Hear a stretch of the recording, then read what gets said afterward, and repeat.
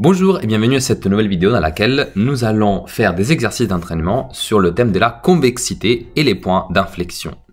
Alors, on commence avec le premier exercice. C'est un exercice que j'ai tiré de votre manuel. Soit f la fonction définie sur r par f de x égale à 3x moins 49 fois e à la puissance moins 3x plus 4. Déterminer les éventuels points d'inflexion et de la courbe représentative de f. Alors, mettez donc la vidéo en pause, essayez de faire cet exercice et ensuite revenez ici pour la correction. Bon courage! Maintenant, je vais corriger donc cet exercice.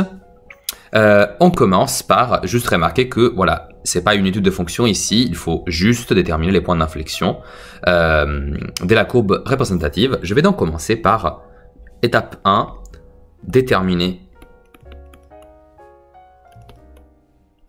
la valeur de f' de x. Ceci va consister à effectuer une dérivée. Or, je remarque que l'expression de cette fonction, elle est une multiplication. Il y a ici deux belles fonctions. L'exponentielle de moins 3x plus 4, qui d'ailleurs est une fonction composée. Et ensuite, il y a une fonction affine, 3x moins 49. Quand je dérive, je dois donc appliquer les règles de dérivation sur les multiplications de fonctions. Et donc ici, je vais trouver la dérivée de la fonction verte, c'est-à-dire 3 fois e à la puissance moins 3x plus 4, plus la fonction verte 3x moins 49, donc, fois la dérivée de e à la puissance moins 3x plus 4. Alors, je fais une pause et je vais détailler cette deuxième dérivée parce qu'en effet, c'est une dérivée de fonction composée. Et donc, je vous rappelle que la règle était f de g de x, le tout dérivé, ça fait f' évalué en g de x multiplié fois g' de x. Alors ici, la dérivée de la fonction f, c'est-à-dire l'exponentielle, c'est elle-même. Donc ça, c'est égal à e à la puissance g de x, c'est-à-dire moins 3x plus 4. Le tout multiplié fois la dérivée de la fonction argument, c'est-à-dire tout simplement moins 3. Voilà. Donc maintenant, je peux remplacer le morceau que je viens d'obtenir dans l'expression de la dérivée f'. Je vais donc trouver finalement f' de x égale 3e à la puissance moins 3x plus 4 plus 3x moins 49, n'oubliez pas les parenthèses, fois moins 3, oui je l'ai passé devant, fois e à la puissance moins 3x plus 4. Et ici, je vais commencer par faire une belle mise en facteur commun de l'exponentielle. Ça va rendre beaucoup plus lisible toute cette expression. Je trouve alors e à la puissance moins 3x plus 4 qui multiplie 3, c'est ce 3 qui était là, plus tout ce qui reste de l'autre côté, c'est-à-dire 3x moins 49 fois moins 3. Et voici donc l'expression de la dérivée. Je continue à simplifier un peu cette expression parce que sinon elle va être beaucoup trop moche. Et je trouve alors 3 plus 3 fois moins 3, ça fait moins 9, x. Et ensuite j'ai moins 49 fois moins 3 qui fait plus 147. Oups, un 9 s'est glissé. Plus 147. Voilà. Vous aurez remarqué que j'ai quand même fait un passage avec une parenthèse supplémentaire. Ce n'est pas obligatoire, mais bon, autant le faire. Comme ça, on est sûr de ne pas se tromper. Et ici, je réécris 3 moins 9x, du coup, plus 147. Vous l'aurez deviné, 3 plus 147, ça fait 150. Hop, je fais ça dans un seul passage. Voilà, comme ça, ça c'est réglé. Voilà, donc j'obtiens une dérivée qui a une expression qui ressemble quand même de près à la fonction elle-même. En effet, c'est une fonction affine qui multiplie l'exponentielle de moins 3x plus 4. Ok, maintenant il faut redériver, donc je fais ça dans une deuxième étape. Déterminer f second de x. Alors là, je répète. Alors j'ai des avantages cette fois-ci, c'est-à-dire le fait que j'ai déjà étudié quelle est la dérivée de e à la puissance moins 3x plus 4. Donc au moins ça, ça va aller plus vite. Mais je commence donc par la dérivée de moins 9x plus 150, c'est-à-dire juste moins 9, fois e à la puissance moins 3x plus 4, plus. Et là, je réécris donc moins 9x plus 150 fois, et là, je retrouve la dérivée de l'exponentielle de moins 3x plus 4, et donc ça fait moins 3 fois l'exponentielle de moins 3x plus 4. Alors, je vais encore une fois mettre un facteur commun, l'exponentielle de moins 3x plus 4, et je trouve alors moins 9 plus moins 3 fois moins 9x plus 150. Voilà, c'était le résultat de cette mise en facteur commun. J'ai aussi encore remarqué que ce moins 9, il est là, que donc tout le reste, c'est-à-dire toute cette partie-là, je l'ai écrite juste en dessous. Voilà, et que les parties avec l'exponentielle que je suis en train de vous mettre en évidence en rouge, bah, je les ai mis en facteur commun juste ici. Voilà, j'espère que maintenant c'est plus clair et que les passages ne sont pas trop rapides. Ok, bah maintenant je vais simplifier un peu cette parenthèse.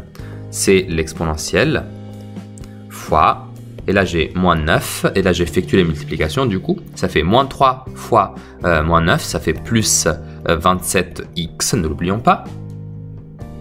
Et puis j'ai moins 3 fois 150, donc ça fait moins 450.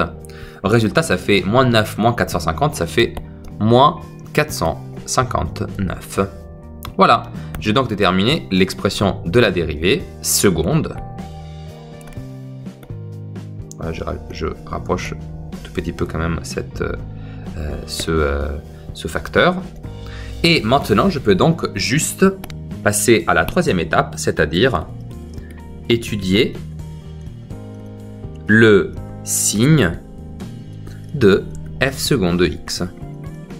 Autrement dit, résoudre f seconde de x supérieur ou égal à 0. Alors j'en ai besoin parce que un point d'inflexion, c'est un point où la fonction change de convexité, donc elle passe soit de concave à convexe, soit de convexe à concave. Autrement dit, c'est un point où cette dérivée seconde doit être égale à 0. Donc autant résoudre cette inéquation pour le découvrir. Alors heureusement, ça correspond, cette inéquation, à résoudre e à la puissance moins 3x plus 4 fois 27x moins 459 supérieur ou égal à 0. Et ici, je peux remarquer que e à la puissance moins 3x plus 4, c'est supérieur strictement à 0 pour tout x appartenant à R grâce aux propriétés de la fonction exponentielle. Ça fait quand même plaisir. Et ensuite, l'autre, c'est une fonction affine, donc ça va juste donner lieu à une petite inéquation très simple que je peux résoudre. Donc je vais écrire si et seulement si 27x est supérieur ou égal à 459, si et seulement si x est supérieur ou égal à 459 divisé par 27. Alors ici, je vais essayer de simplifier un peu ceci. Alors, je simplifie par 3 pour commencer. Et donc, je vais trouver x supérieur ou égal à... Donc ici, j'obtiens 9 et 459 divisé par 3, ça fait 153. Et je peux encore rediviser par 3. Donc, je passe ici. J'écris si et seulement si. X est supérieur ou égal, encore une fois, je simplifie par 3. Alors, 153 divisé par 3, ça fait 51. Divisé par 9 divisé par 3, ça fait 3.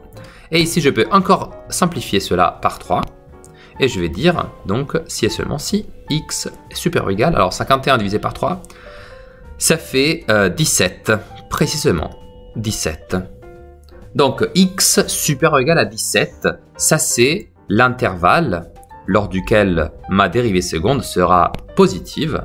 Super. Comment j'interprète cela? J'interprète cela dans un magnifique tableau de la convexité et de la concavité. Donc, je vais mettre moins l'infini plus l'infini et la valeur 17. Et donc, je vais écrire que f second de x change de signe précisément ici, et en particulier c'est une dérivée seconde qui est positive dès que x est supérieur ou égal à 17 et négative avant.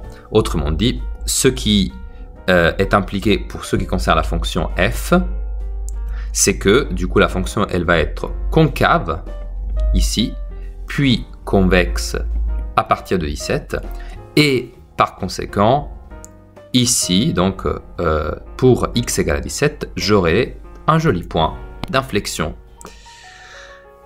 Comme la fonction change de convexité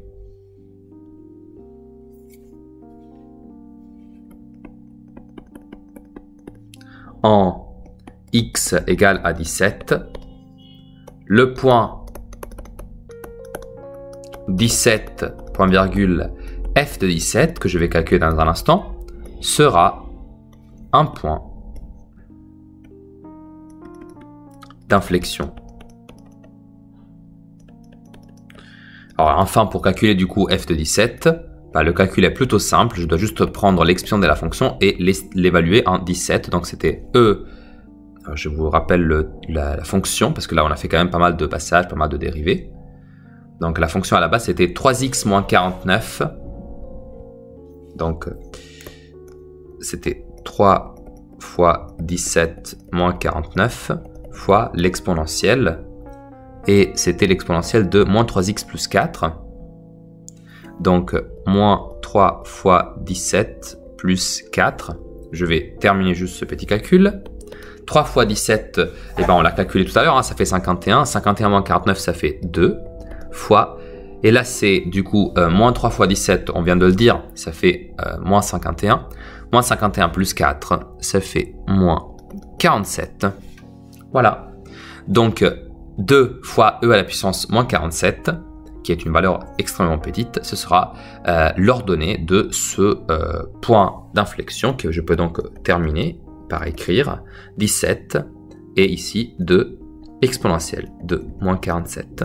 Ça, ce sont donc les coordonnées de ce point d'inflexion. Voilà.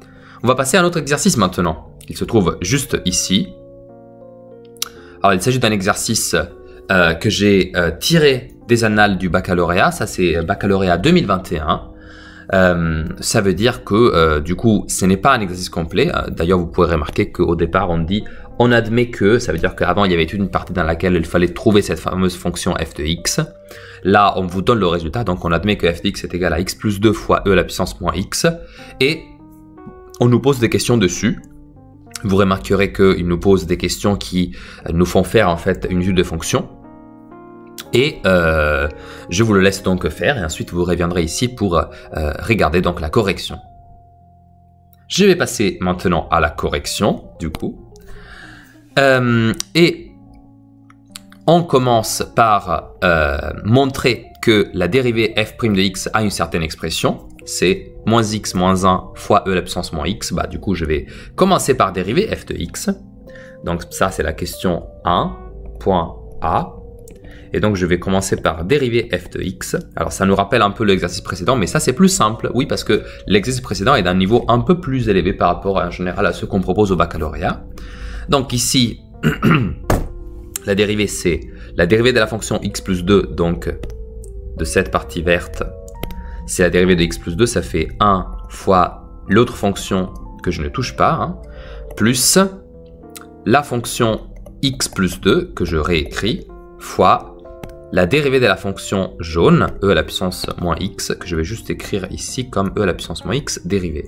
Alors du coup, en termes d'équilibre des fonctions, ça c'est la dérivée de la fonction verte. La fonction verte elle-même.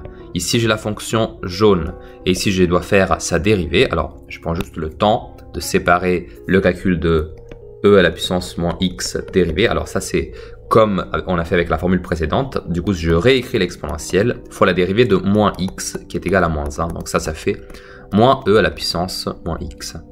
Alors quand je l'écris dans cette écriture de la dérivée, ça fait e à la puissance moins x plus x plus 2 multiplié fois e à la puissance moins x fois moins 1. Ce moins 1, je vais le porter dans la parenthèse dans laquelle il y a x plus 2, ça fait donc e à la puissance moins x, plus, alors ce signe négatif, ça fait devenir ça moins x moins 2, e à la puissance moins x. Et là, je vais donc juste faire un petit passage de mise à un facteur commun de e à la puissance moins x qui multiplie, du coup, alors 1, c'est-à-dire lui-même. Et ensuite, j'ai moins x moins 2.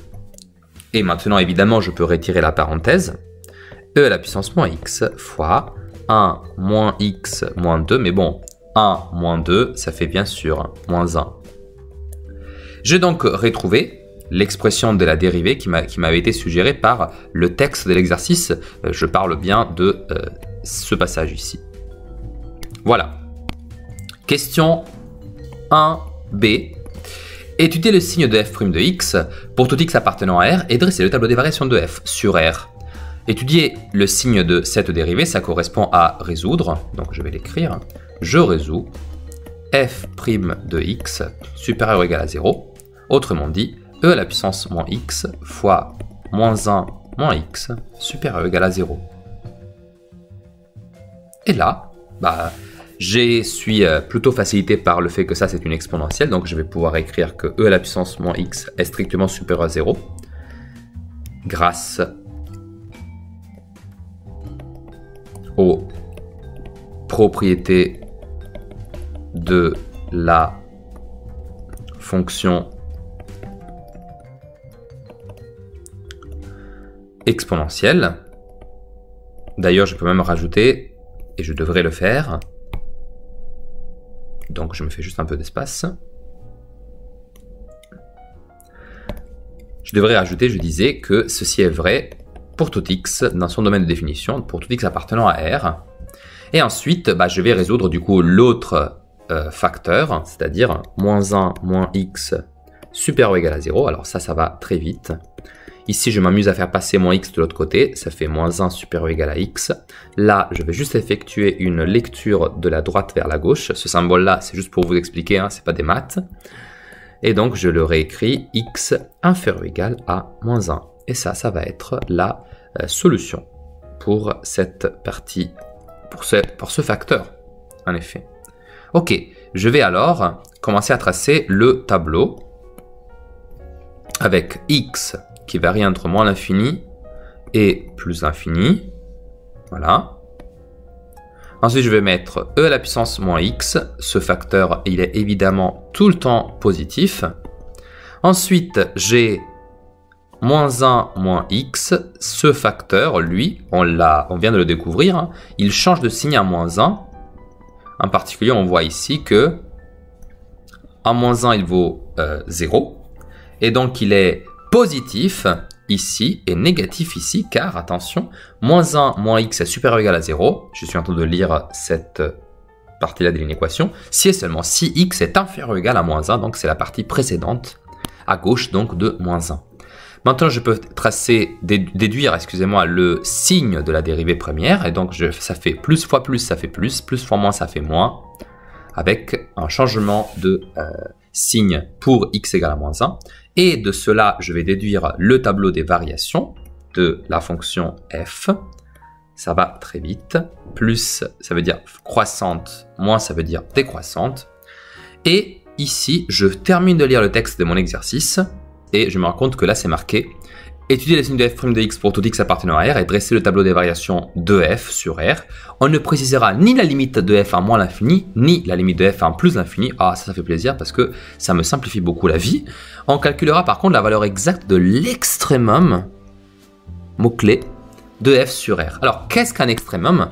Je vous le rappelle, un extrémum, c'est soit un point de maximum, soit un point de minimum. Donc, extrémum, c'est soit un point de maximum, soit un point de minimum. Minimum. Alors, dans le contexte actuel, vous le voyez très clairement, j'ai un point de maximum local. Donc juste ici. C'est la valeur qui m'intéresse. Et évidemment, c'est la valeur à calculer avec l'expression de f, pas de f'. Alors f de x, c'est égal à e à la puissance moins x fois x plus 2, si ma mémoire est bonne. Effectivement, c'est ça. Donc je calcule tout simplement f de moins 1.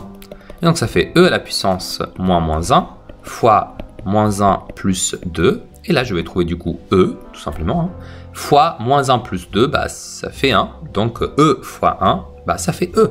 Donc ici, je vais juste écrire ce que je trouvais, c'est-à-dire E. Parfait. Donc ce tableau des variations, il est terminé. Je vais passer à la question suivante. On rappelle que f second désigne la fonction dérivée seconde de la fonction x, calculée pour tout x appartenant à R, f second de x. Alors on possède l'écriture de f', donc on va la réexploiter. Donc ça c'est la question 2. Je vais donc essayer de dériver la fonction dérivée. Cette fonction était e à la puissance moins x fois moins 1 moins x. Vous voyez donc que je mets des parenthèses hein, et je vais donc dériver cette dérivée. Et ce que je vais trouver, ça va être la chose suivante. Alors, encore une fois, c'est une dérivation d'une fonction produit de deux autres fonctions. Donc ça fait la dérivée de la première fonction. Alors cette fois-ci, je vais dériver d'abord e à la puissance moins x. Ça fait moins e à la puissance moins x fois la fonction moins 1 moins x que je récopie telle quelle, plus e à la puissance moins x, cette fois-ci c'est la fonction non dérivée, fois la dérivée de moins 1 moins x, bah, cette dérivée-là, ça fait tout simplement moins 1. Ok, alors je vais faire un peu de multiplication. Déjà, je vais multiplier ce moins fois cette fonction affine, et ce moins 1 aussi, je vais le multiplier fois e à la puissance moins x, donc ça fait e à la puissance moins x qui multiplie 1 plus x plus excusez-moi, moins e à la puissance moins x, parce que du coup j'ai multiplié fois moins 1. Je mets un facteur commun e à la puissance moins x, car ce e à la puissance moins x il apparaît ici et ici, et ce que je vais trouver ça va être 1 plus x moins 1. Mais 1 moins 1, bah, ça fait 0.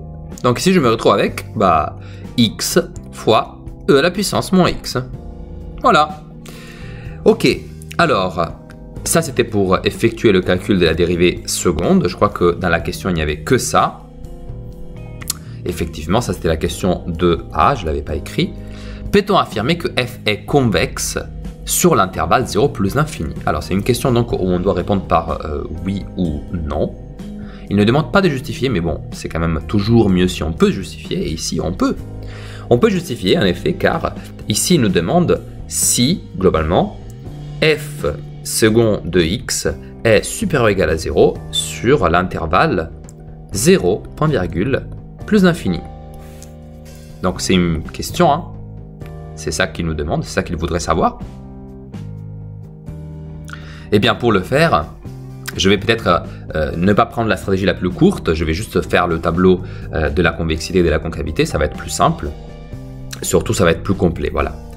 Donc, ici, du coup, je vais étudier l'inéquation e à la puissance moins x fois x supérieur ou égal à 0. Encore une fois, comme on l'a dit déjà tout à l'heure, e à la puissance moins x est strictement supérieur à 0 pour tout x appartenant à R. C'est pas la peine de le répéter, on l'a déjà décrit. Et ensuite, on a que si je veux résoudre une équation x supérieur ou égal à 0, bah, elle est sa propre solution. Donc, quand j'ai fait le tableau de la concavité, j'ai x, f second, son signe, du coup que je sais varier en 0, parce qu'on vient de dire que... Alors, peut-être que j'étais un peu trop rapide. Je vais d'abord faire e à la puissance moins x, là je mets plus et plus. Et ensuite je sais que la fonction x, c'est-à-dire, je vous parle bien de cette fonction-là, eh ben, elle est évidemment positive dès que x il est à droite de 0 hein, et négative avant.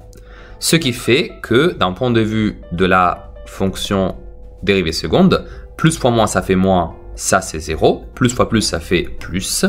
Et donc d'un point de vue de la concavité-convexité, je suis arrivé à f qui est donc concave ici et convexe par là. Or, donc on a un point d'inflexion à 0. Et ce que je dis, c'est que ça, c'est exactement ce qu'on voulait avoir. Parce que l'affirmation était que la fonction est convexe entre 0 et plus l'infini. Alors, si je me découpe la partie de l'axe des abscisses 0 plus l'infini, bah, je vois bien que la fonction elle est convexe là-dessus. Donc là, je peux mettre oui, grâce au tableau ci-dessous. Ce qui termine cette partie de l'exercice. Voilà. Alors, je vous le laisse ici, mais on passe tout de suite au prochain, bien sûr. Alors, le prochain exercice, c'est toujours tiré d'un autre sujet du baccalauréat 2021. Alors, il y a plusieurs affirmations, je vous les laisse parce que je trouve que c'est certainement intéressant. Pour chacune des affirmations suivantes, indiquer si elle est vraie ou fausse, on justifiera chaque réponse. Donc, c'est pas très simple ici, c'est un vrai ou faux, mais après, il faut aussi justifier. Alors, évidemment, vous l'aurez certainement déjà remarqué, l'affirmation qui m'intéresse pour le moment, c'est la 5e, c'est celle-là. Donc, c'est une affirmation dans laquelle il faut déterminer vrai ou faux. Je vous laisse réfléchir et ensuite appuyer sur continuer pour savoir quelle est la correction. Maintenant, je vais procéder à la correction de cette question. La question G définie sur R par G de x égale à x au carré moins 5x plus e à la puissance de x est-elle convexe? Vrai ou faux? Alors, on va commencer par la technique de base, c'est-à-dire dériver la fonction une première fois. C'est facile. Ça fait 2x moins 5 plus la dérivée de l'exponentielle et l'exponentielle elle-même. Et donc voilà, c'est terminé. Je vais ensuite dériver une deuxième fois la fonction g' de x, ça fait donc g second de x. Et maintenant, je me rends compte que la dérivée de 2x, c'est 2. La dérivée de moins 5, elle n'est pas là parce que ça fait 0. Plus e à la puissance de x. Et quand je regarde cette dérivée seconde, je remarque que 2 est une valeur réelle, mais en particulier 2 est strictement supérieur à 0. De plus, juste à côté de 2, il y a l'exponentielle de x, et l'exponentielle, on le sait, c'est une fonction qui est strictement positive, elle aussi. Donc, encore une fois, ça, je vais l'écrire pour tout x appartenant à R, grâce aux propriétés de la fonction exponentielle. Très bien, mais alors, je peux en déduire que, comme ici je suis en train de faire une addition entre deux quantités qui sont strictement positives, je peux dire, j'en déduis que g second de x est strictement supérieur à 0, donc que la fonction g est convexe sur R tout entier. En effet, j'ai dit que, évidemment, 2, c'est une constante, donc elle est certainement strictement positive sur R, tout aussi bien que l'exponentielle. Donc, G est convexe sur R. Ici, on va donc terminer par bien écrire que c'était vrai. Et on a ainsi terminé le troisième exercice. J'espère que ces 3 corrections sont claires. J'aimerais bien vous conseiller l'affirmation numéro 4. C'est très intéressante. Je pense que vous saurez clairement la résoudre. Voilà. Mais je ne vous donne pas de correction pour cette affirmation. Je pense que vous avez assez travaillé pour cette vidéo. Dans tous les cas, je vous remercie d'avoir visionné et je vous dis à bientôt.